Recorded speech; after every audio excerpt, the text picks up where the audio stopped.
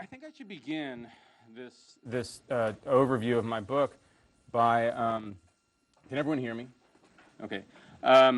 By clarifying something, because I've written a book that is critical of eating local and the movement towards localizing our food supply, does not mean that I fundamentally disagree with this movement.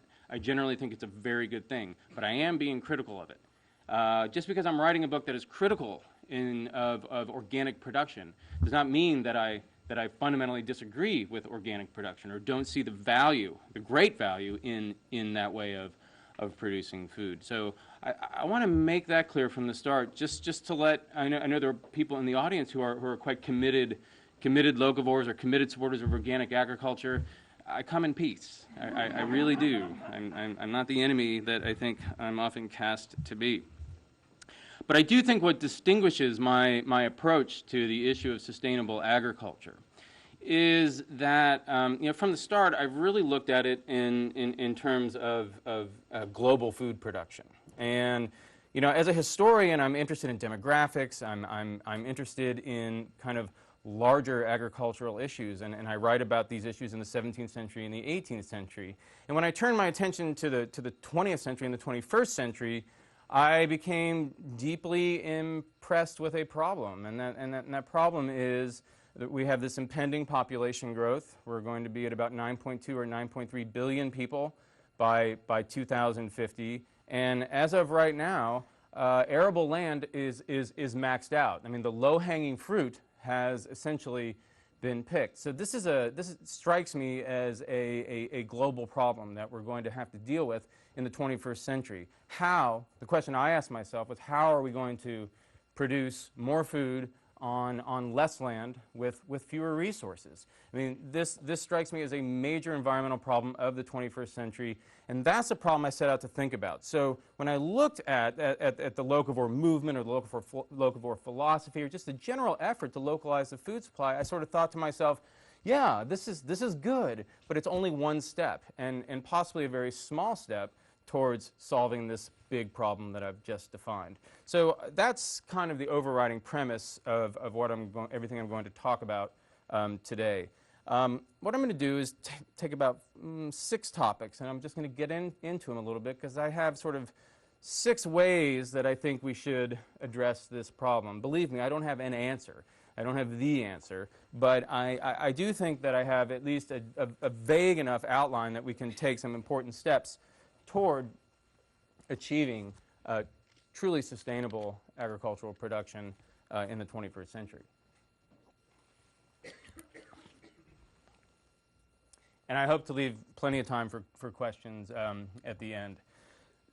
The first issue I want to take up is the issue of food miles. And food miles really impresses me for a number of reasons, mainly because I've been shocked at how quickly it's become an easy proxy for the carbon footprint of our food. I think a lot of consumers, a lot of ethical consumers, do very quickly associate the distance our food has traveled with the environmental impact of that food. And the closer and closer I looked at the problem, food miles turned out to be, in a lot of ways, the least of our concerns. And a number of reasons led me to think this. Led me to think that there were problems with sort of giving too much priority to food miles and the distance that our food traveled to get from farm to plate. One is I have noted, and I note in the book, that it doesn't pay attention or give enough credence to comparative advantage. There are places in the country, there are places in the world that are simply more conducive to producing lots of fruits and vegetables than other places. And in the United States, this is particularly true. I would urge you to look at a water-stressed map, a map of water-stressed regions in the United States. And you look at a map like that, and you realize very quickly that there are certain places where there's a natural advantage, a natural comparative advantage to produce lots of crops with minimal water inputs because the water is already there. And I think a focus on food miles forgets this forgets this point and forgets the fact that we can produce food in places where perhaps it should be produced, where natural conditions are conducive to producing that food, and then ship it to other places. And the shipping is really quite a small factor next to the cost of, or the small cost of the water. I mean, of course, right now we're doing it all wrong. We're getting all of our food from California. And of course, California is essentially a desert. It gets all its water from elsewhere. And to me, that's really the way not to do it. And so comparative advantage is something that I think Food Miles does not pay attention to. And I think it's something that we should pay attention to. Another factor that I think Food Miles does not really take into consideration is economy of scale.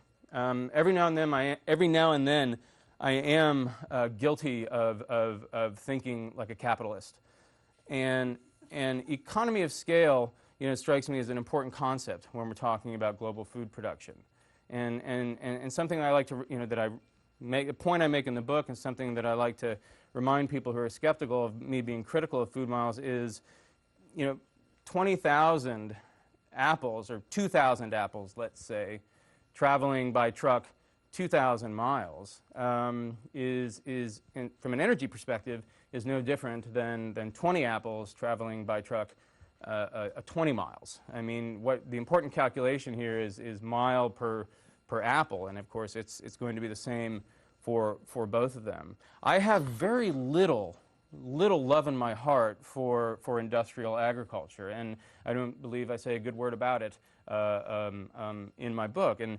unfortunately, I think a lot of people who read my work think that I'm somehow like in bed with industrial agriculture because I'm critical of some of these ideas. It's just simply not true. But one area where I would give industrial agriculture a compliment is when they need to move something efficiently and cheaply, they can. And so they can take advantage of scale economies when there's an incentive for them to do so. So this is again something that I think an emphasis on Food Miles needs to take into consideration. Distance is not always the problem that a lot of the, I don't want to say propaganda, but a lot of the Food Miles rhetoric would lead you to think.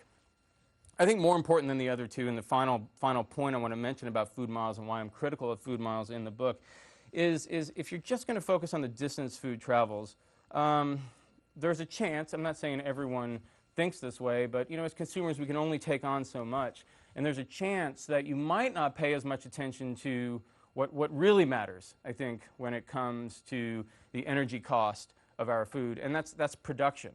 Life cycle assessments, which look at the energy used in the production of food, at every stage, from growing the food to packaging it to shipping it, reveal that transportation, as an overall energy sink, as an overall energy cost, transportation in the overall life cycle of a food product is about 10%.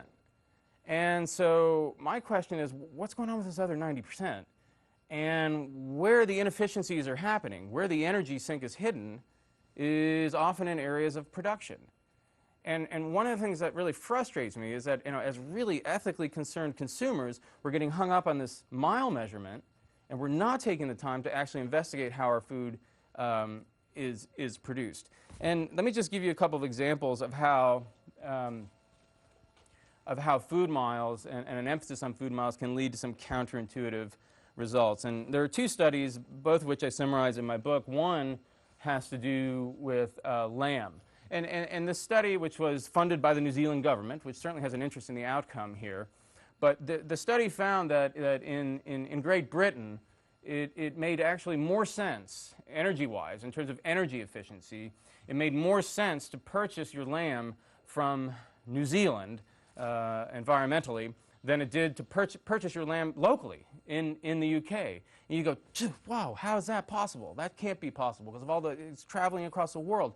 Well, transportation doesn't matter compared to the fact that the lamb that's produced in New Zealand is produced under natural conditions. It's grass-fed lamb. And in England, the lamb that they were comparing it to was produced under confined animal feedlot conditions, industrial conditions.